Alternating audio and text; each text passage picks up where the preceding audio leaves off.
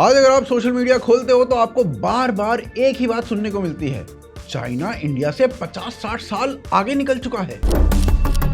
China is the world's second largest economy and the biggest importer. A move that ultimately turned China into a global economic powerhouse. Manufacturing makes up 26% of China's economy, while in India it's only 16%. Infrastructure is really one way in which China overtook India for. और ये बात केवल कही नहीं जाती, बल्कि आपको बार बार दिखाई जाती हैं, जताई जाती हैं। 绝不允许任何外来势力欺负、压迫、奴役我们。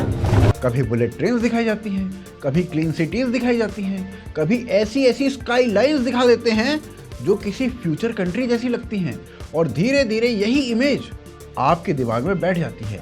चाइना तो एक परफेक्ट कंट्री है, आप ऐसा सोचने लगते हो। लेकिन यहीं पर एक खतरनाक सवाल खड़ा हो जाता है कि अगर चाइना इतना ही परफेक्ट है तो फिर वहां लाखों लोग डेट में क्यों दबे हुए हैं? Beijing is grappling with a mounting debt crisis.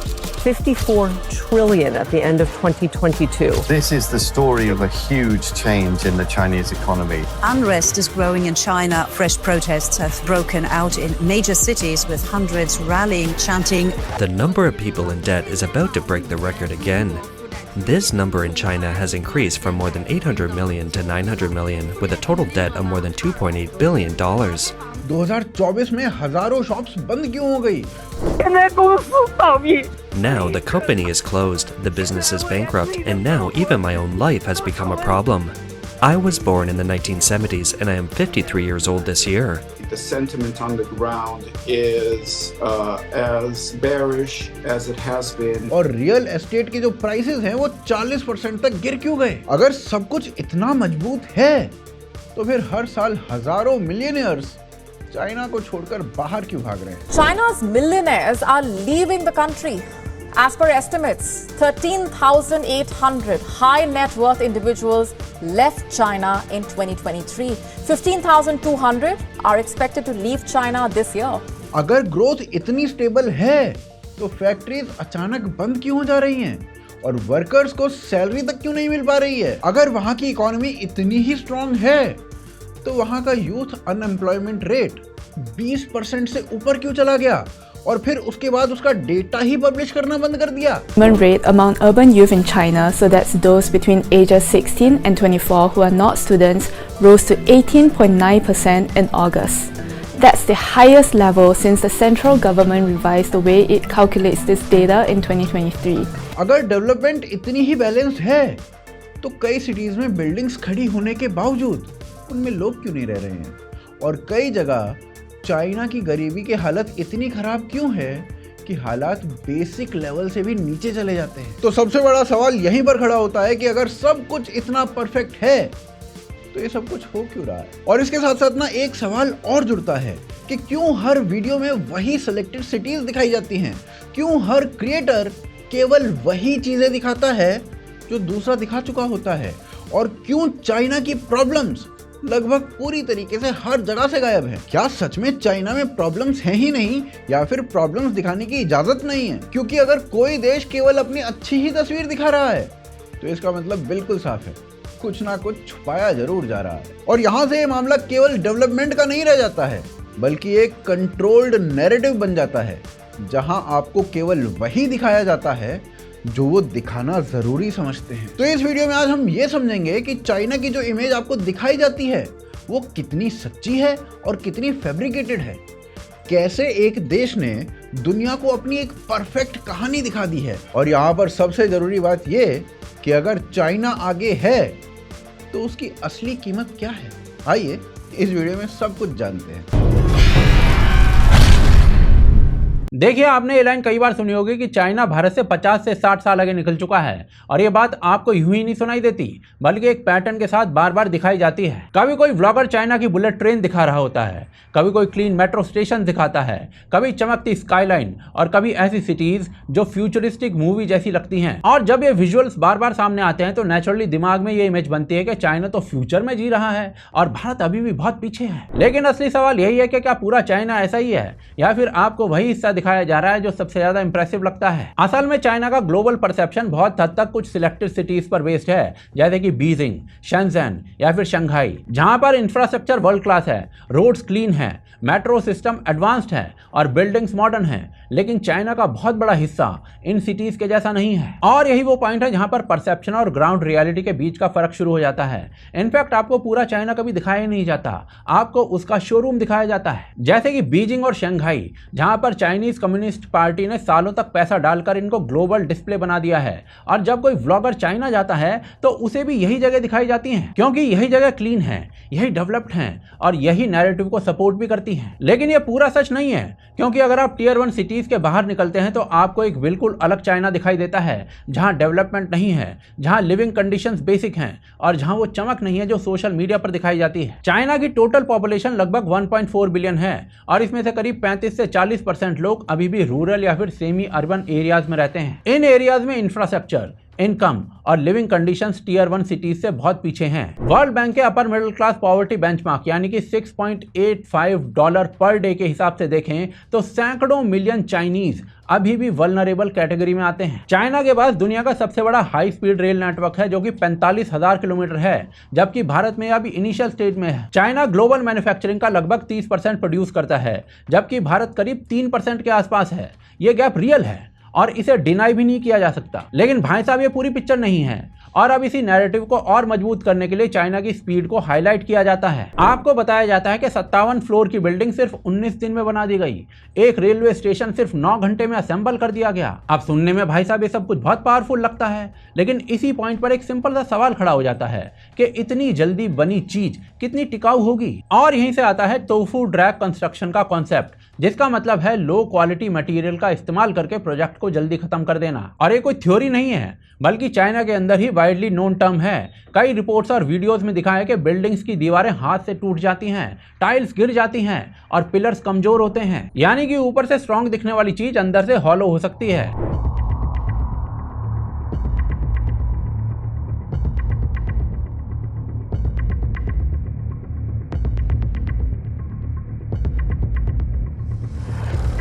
और इसका सबसे बड़ा एग्जाम्पल 2008 का सिचुआन अर्थक्वेक है, जिसमें लगभग 70,000 लोग मारे गए थे और मिलियंस ऑफ बिल्डिंग्स कोलैप्स हो गई थी। और सबसे शॉकिंग बात यह थी कि कई स्कूल्स गिर गए थे, जबकि आसपास की कुछ पुरानी बिल्डिंग्स खड़ी रही, जिससे साफ पता चलता है कि प्रॉब्लम सिर्फ अर्थक्वेक नहीं थी, बल्कि कंस्ट्रक्शन क्वालिटी भी खराब थी। लेकिन चाइनीज कम्युनिस्ट पार्टी ने इस पर खुलकर अकाउंटेबिलिटी लेने के बजाय इंफॉर्मेशन को कंट्रोल करना ज्यादा जरूरी समझा। एनीवेज, इन बातों से कोई गलत मैसेज नहीं जाना चाहिए, और यहाँ पर यह बात समझनी भी जरूरी है कि चाइना की स्ट्रेंथ भी उतनी ही रियल है। चाइना के पास दुनिया का सबसे बड़ा हाई स्पीड रेल नेटवर्क है, लगभग 45,000 किलोमीटर, और ग्लोबल मैन्युफैक्चरिंग का लगभग 30% हिस्सा चाइना प्रोड्यूस करता है। यानी कि चाइना की कैपेबिलिटी स्ट्रांग है, लेकिन ये स्ट्रेंथ पूरे देश में बराबर नहीं फैली है। अब हाउसिंग और लिविंग कंडीशंस की बात करें, चाइना में माइग्रेंट वर्कर्स की संख्या लगभग 290 मिलियन है। ये लोग फैक्ट्रीज और कंस्ट्रक्शन सेक्टर में काम करते हैं और अक्सर डॉर्मेटरीज में रहते हैं, जहां पर 6 से 20 लोग एक कमरे में रहते हैं। कई इंडस्ट्रियल जोन्स में शेयर्ड टॉयलेट्स और लिमिटेड फैसिलिटीज कॉमन हैं, और ये वही वर्कफोर्स है जो चाइना की मैन्युफैक्चरिंग इकोनॉमी को सस्टेन करती है। कई जगहों पर तो ये वर्कर्स पब्लिक टॉयलेट में भी रहते पाए गए हैं। एनीवेज,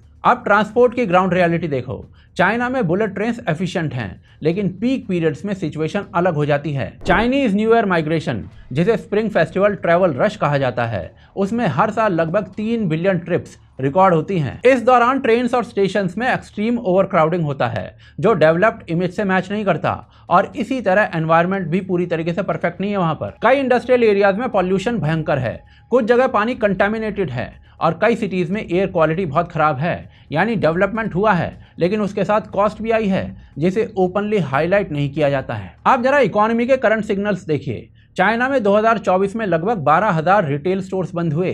इंडस्ट्री इनसाइडर्स के अनुसार रियल नंबर इससे कहीं ज़्यादा है। कमर्शियल रियल एस्टेट सेक्टर में प्राइजेस 2021 से लगभग 40% तक गिर चुके हैं, और कई सिटीज़ में वैकेंसी रेट्स 20 से 40% तक है। इसका मतलब ओवर सप्लाई और डिमांड कोलैप्स दोनों मौजूद हैं। चाइना की ई कॉमर्स मार्केट लगभग 13 ट्रिलियन युआन की है, लेकिन रिपोर्ट्स के अनुसार करीब 90% प्रॉफिट टॉप प्लेटफॉर्म्स जैसे कि अलीबाबा ग्रुप और JD.com के पास चला जाता है। यानी कि छोटे बिजनेसेस सर्वाइवल मोड में हैं और इस शोडाउन का इम्पैक्ट एम्प्लॉयमेंट पर भी दिखता है। यूथ अनएम्प्लॉयमेंट 20% से ऊपर चला गया था, जिसके बाद गवर्नमेंट ने डेटा पब्लिश करना रोक दिया, जिससे यह साफ है कि सिचुएशन सेंसिटिव है। जॉब्स कम हो रही हैं और कंपटीशन बढ़ रहा है। एंड बिलीव यू मी, सिर्फ गरीब ही स्ट्रगल नहीं कर रहा है, बल्कि अमीर लोग भी चाइना छोड़कर भाग रहे हैं। 2025 में लगभग 7800 मिलियनियर्स चाइना छोड़कर बाहर चले गए, जबकि भारत से करीब 3500 यानी कि 3500 गए थे। अगर चाइना इतना ही परफेक्ट होता तो सबसे ज्यादा फायदा उठाने वाले लोग बाहर क्यों निकलते? ये मिलियनियर्स ग्राउंड रियलिटी देखते हैं और रिस्क समझकर डिसीजन लेते हैं, और ये डेटा हेनली रिपोर्ट्स जैसे ग्लोबल माइग्रेशन ट्रैकर्स में सामने आया है। अगर भाई साहब कंट्री इतना ही परफेक्ट होता तो इतनी high net worth population exit क्यों करती? एनीवेज, इंडस्ट्रियल स्लोडाउन भी विजिबल है। क्वांगतुंग, शीचियांग और शंघाई जैसे रीजन्स में फैक्ट्री शटडाउन्स बढ़े हैं और कई वर्कर्स को बिना नोटिस, बिना कॉम्पनसेशन के जॉब लॉस का सामना करना पड़ा है। भाई साहब, ये आइसोलेटेड केसेस नहीं है, बल्कि एक ब्रॉडर स्लोडाउन का हिस्सा है। The factory is closing down. I didn't expect it to be so sudden. Last year, during the holiday, I told the employees that after the Chinese New Year, workers reports के अनुसार कई cases में factories अचानक बंद हो जाती हैं, gets lock मिलते हैं और सैलरीज नहीं मिलती। I'm 30, nowhere to turn. The $700,000 debt is suffocating. Collection calls ring from morning till night, and credit card delinquency notices keep coming in. I can't go back to my hometown anymore and don't even have the right to celebrate the Chinese New Year.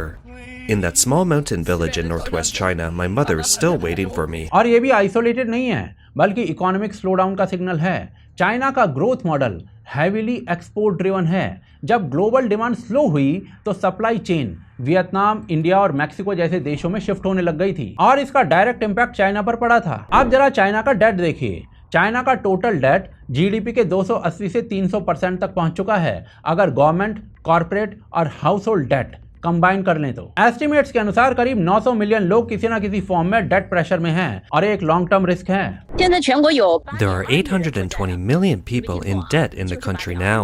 You heard it right, 820 million.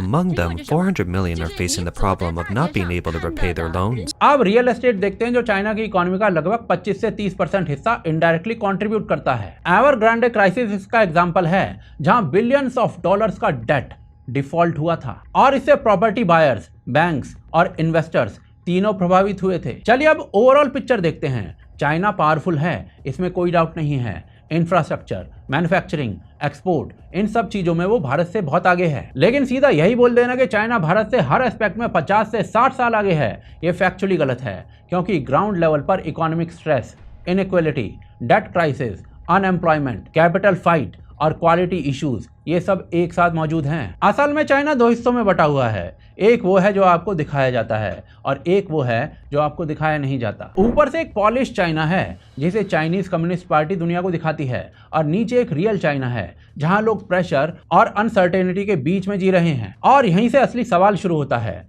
क्योंकि अब बात सिर्फ ये नहीं रह जाती कि China कितना आगे है, बल्कि ये बन जाती है कि दुनिया को क्या दिखाया जा रहा है, और उससे भी ज्यादा ये कि क्या छुपाया जा रहा है।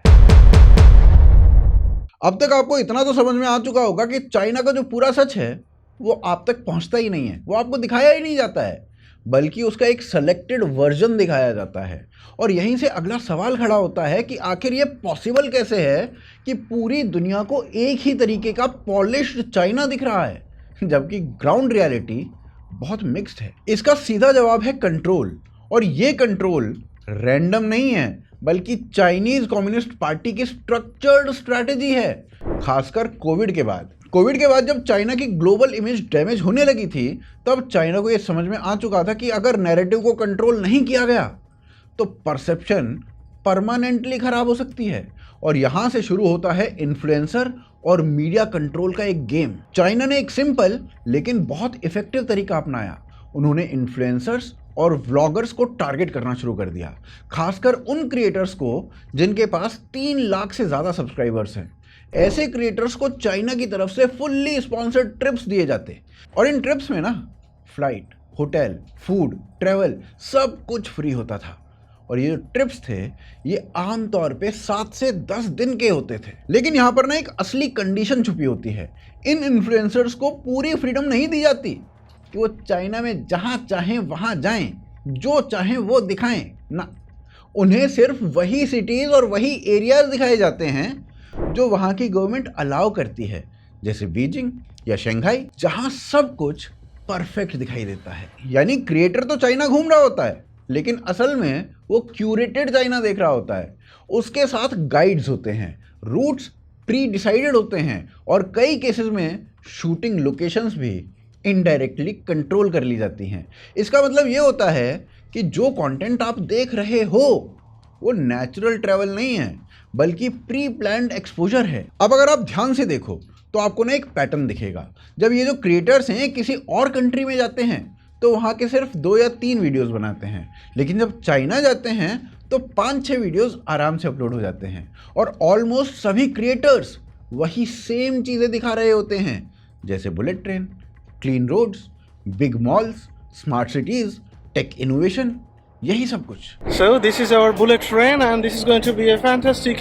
China is so far ahead of Europe when it comes to like amenities and services. So this QR code here. I am at the train station in Guangzhou and in this video we are going to take a high-speed train. लेकिन आपने ये कभी नहीं देखा होगा कि वही creator China के रूरल एरिया को दिखा रहा हो, फैक्ट्री का शटडाउन दिखा रहा हो, या फिर ओवर क्राउडेड डॉर्मेट्री को दिखा रहा हो जहां माइग्रेंट वर्कर्स रहते हैं, क्योंकि वो दिखाने की परमिशन ही नहीं होती। यानी जो कंटेंट वो आपको दिखा रहे हैं वो केवल इनकम्प्लीट ही नहीं है, बल्कि फिल्टर्ड रियलिटी है, जहां सिर्फ पॉजिटिव चीज़ें दिखाई जाती हैं और नेगेटिव एस्पेक्ट को पूरी तरीके से गायब ही कर दिया जाता है। अब केवल इन्फ्लुएंसर्स ही नहीं, चाइना का जो ट्रेडिशनल मीडिया है वो भी पूरी तरीके से कंट्रोल्ड रहता है। चाइना के अंदर इंडिपेंडेंट जर्नलिज्म ये एग्जिस्ट ही नहीं करती है। चाइना में जितने भी मेजर मीडिया आउटलेट्स हैं वो या तो डायरेक्टली या फिर इनडायरेक्टली कम्युनिस्ट पार्टी के कंट्रोल में होते हैं। इसका मतलब ये है कि जो न्यूज़ वहाँ पर पब्लिश होगी वो वही होगी जो गवर्नमेंट अलाउ करेगी, नहीं तो नहीं होगी। इसी के साथ चाइना का इंटरनेट भी ओपन नहीं है। वहाँ गूगल, यूट्यूब, फेसबुक इन जैसे प्लेटफॉर्म्स को ना बैन किया हुआ है और उनकी जगह लोकल प्लेटफॉर्म्स बना दिए गए हैं जिन्हें गवर्नमेंट आराम से मॉनिटर करती है। वहाँ पर हर पोस्ट, हर वीडियो, हर डिस्कशन फिल्टर से गुजरता है और अगर कोई कंटेंट सेंसिटिव या नेगेटिव पाया जाता है तो उसे तुरंत हटा भी दिया जाता है। अब यहीं पर ना एक लेयर और आ जाती है, फियर की। चाइना में सिर्फ कंटेंट को कंट्रोल नहीं किया हुआ है, बल्कि बिहेवियर को भी कंट्रोल किया हुआ है। अगर कोई सिटीजन ओपनली गवर्नमेंट के खिलाफ बोलता है या कोई सेंसिटिव टॉपिक उठाता है तो उसे कॉन्सिक्वेंसेस फेस करने पड़ते हैं, जैसे जॉब लॉस, ट्रैवल रेस्ट्रिक्शन या फिर लीगल एक्शन। इसीलिए लोकल क्रिएटर्स भी नेगेटिव चीज़ों को ओपनली दिखाने से बचते हैं, क्योंकि रिस्क बहुत हाई है। यानी सिर्फ बाहर वालों को ही नहीं बल्कि अंदर के लोगों को भी लिमिटेड फ्रीडम है। अब चलो सर्वेलेंस को समझते हैं, क्योंकि यही बैकबोन है इस पूरे कंट्रोल का। चाइना में एस्टिमेट के अनुसार ना 200 से 500 मिलियन तक सीसीटीवी कैमरास लगाए हुए हैं, जिनमें फेशियल रिकग्निशन टेक्नोलॉजी यूज़ की जाती है। और इसका मतलब ये है कि पब्लिक प्लेसेस में हर मूवमेंट ट्रैक की जा सकती है। जैसे ही कोई फॉरेनर चाइना में एंट्री करता है उसका डेटा सिस्टम में रिकॉर्ड हो जाता है। वो कहाँ स्टे करेगा, कहाँ ट्रैवल करेगा, सबका ट्रैक किया जाता है। यानी सिर्फ सिटीजन्स ही नहीं, विजिटर भी मॉनिटर होते हैं। इसी के साथ चाइना में एक सोशल क्रेडिट सिस्टम भी है जो डायरेक्टली बिहेवियर को कंट्रोल करता है। ये ना बेसिकली एक स्कोर बेस्ड सिस्टम होता है जिसमें अगर आप रूल्स को फॉलो करते रहो तो आपका स्कोर हाई रहता है, और अगर आप रूल्स को ब्रेक कर दो या गवर्नमेंट के खिलाफ चले जाओ तो आपका स्कोर नीचे गिर जाता है। और जैसे ही आपका स्कोर गिरता है रेस्ट्रिक्शंस लगने शुरू हो जाते हैं। आप फ्लाइट टिकट्स नहीं खरीद सकते, ट्रेन में ट्रैवल नहीं कर सकते, लोन्स नहीं मिलते और जॉब में तो प्रॉब्लम आनी ही आनी है। रिपोर्ट्स के अनुसार millions of people already travel restrictions को फेस कर रहे हैं क्योंकि इनका लो क्रेडिट स्कोर है। अब आप सोचिए ऐसे एनवायरनमेंट में कोई सिटीजन ओपनली नेगेटिव चीज़ क्यों दिखाएगा। यही रीज़न है कि चाइना के अंदर रियलिटी रेयरली बाहर आती है। कई केसेस में तो ये भी देखा गया है कि सिंपल सवाल पूछने पर भी ना लोग कॉशियस हो जाते हैं, क्योंकि वहाँ माइंडसेट ऐसा बन चुका है कि जो भी आउटसाइडर है ना उसे पोटेंशियल थ्रेट की तरह ही देखा जाए। क्या पता वो कैसा सवाल पूछ ले। अब इन सब चीज़ों को एक साथ जोड़कर देखो, तो पिक्चर ना काफ़ी क्लियर होती हुई दिखेगी। बाहर से जो इन्फ्लुएंसर्स आए वो क्यूरेटेड चाइना दिखा रहे हैं, अंदर जो मीडिया है वो कंट्रोल्ड है, इंटरनेट फिल्टर्ड है, सर्विलेंस बहुत हाई है और फियर मौजूद है। यानी जो इमेज आपको दिख रही है वो नेचुरल नहीं है, वो कंट्रोल्ड है। देखिए, अब तक आपने साफ देख लिया होगा कि चाइना का जो इमेज दुनिया को दिखाया जाता है वो पूरा सच नहीं है, और ये भी समझ आ गया होगा कि चाइनीज कम्युनिस्ट पार्टी कैसे चीज़ों को कंट्रोल करके अपनी इमेज बनाती है। और अब ऐसे में अगला सीधा सवाल यही बनता है कि चाइना आगे कैसे निकला और क्या भारत भी उसी तरीके से आगे जा सकता है। सबसे पहले एक बात बिल्कुल क्लियर कर लेते हैं, चाइना बहुत से एरियाज में भारत से आगे है और ये मानना पड़ेगा। वहाँ पर रोड्स बेहतर हैं, फैक्ट्रीज बड़े स्केल पर हैं, एक्सपोर्ट ज़्यादा है और प्रोजेक्ट्स जल्दी पूरे होते हैं, और इसी वजह से आज भी दुनिया की बड़ी कंपनीज चाइना पर डिपेंड करती हैं। लेकिन ये एडवांटेज सिर्फ मेहनत से नहीं आई है, इसके पीछे एक पूरा तरीका रहा है। और ऐसे में आप असली चीज़ समझिए जो अक्सर लोग नहीं बताते हैं। चाइना की ग्रोथ के पीछे सबसे बड़ा फैक्टर है कंट्रोल। चाइनीज कम्युनिस्ट पार्टी के पास सेंट्रलाइज पावर है, खासकर जमीनों और फैसलों पर। वहां पर लैंड गवर्नमेंट के कंट्रोल में होता है, और अगर सरकार डिसाइड करती है कि यहाँ पर रोड बनेगी, फैक्ट्री बनेगी, शहर बनेगा, तो वो बनता है बिना किसी रुकावट के। अब इसी चीज को आप भारत से कंपेयर करके देखो।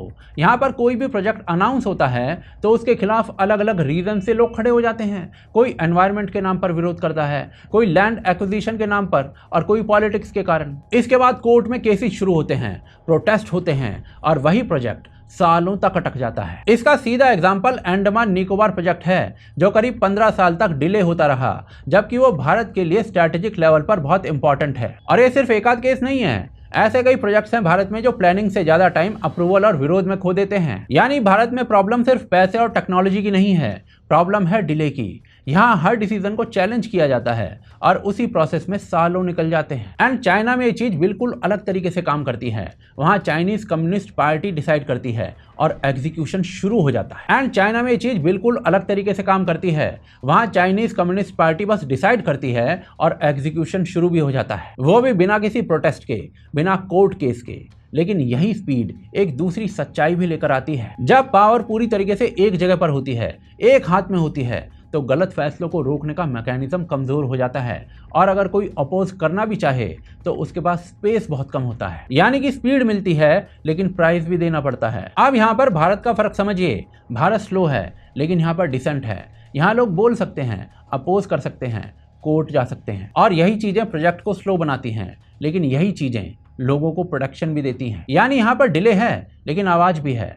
अब जरा परसेप्शन की बात समझिए। चाइनीज कम्युनिस्ट पार्टी ने एक चीज बहुत अच्छे से समझ ली है कि दुनिया को क्या दिखाना है और क्या नहीं दिखाना। इसीलिए वो दुनिया को अपना बेस्ट दिखाती है और बाकी चीज़ों को दबा देती है। वहीं भारत में उल्टा होता है। यहाँ कोई भी कैमरा लेकर प्रॉब्लम दिखा सकता है और वही वायरल भी हो जाता है। यहाँ पर स्लम्स भी दिखते हैं, पॉल्यूशन भी दिखता है, प्रोटेस्ट भी दिखते हैं। यानी भारत अपनी प्रॉब्लम्स छुपाता नहीं है बल्कि खुद दिखा सकता है। और इसी वजह से बहुत से लोगों को चाइना भारत से 50-60 साल आगे दिखता है। लेकिन भाई साहब, रियलिटी दोनों जगह मिक्स्ड है। अब सबसे जरूरी सवाल आता है कि भारत को क्या करना चाहिए। क्या भारत को चाइना की तरह कंट्रोल बढ़ाना चाहिए ताकि प्रोजेक्ट जल्दी पूरे हों? जवाब सीधा सा है, कंट्रोल बढ़ाने से स्पीड तो आएगी लेकिन फ्रीडम चली जाएगी। और ऐसे में भारत को चाइना से एक चीज जरूर सीखनी चाहिए, और वो है एग्जीक्यूशन। यानी कि काम शुरू तो हो लेकिन पूरा भी हो, बीच में अटका ना रहे, अप्रूवल्स फास्ट हो, प्लानिंग क्लियर हो और अननेसेसरी डिलेज कम हो जाएं। एनीवेज, चाइना ने परसेप्शन तो बना लिया है लेकिन उसी के साथ प्रॉब्लम्स भी दबा दी हैं।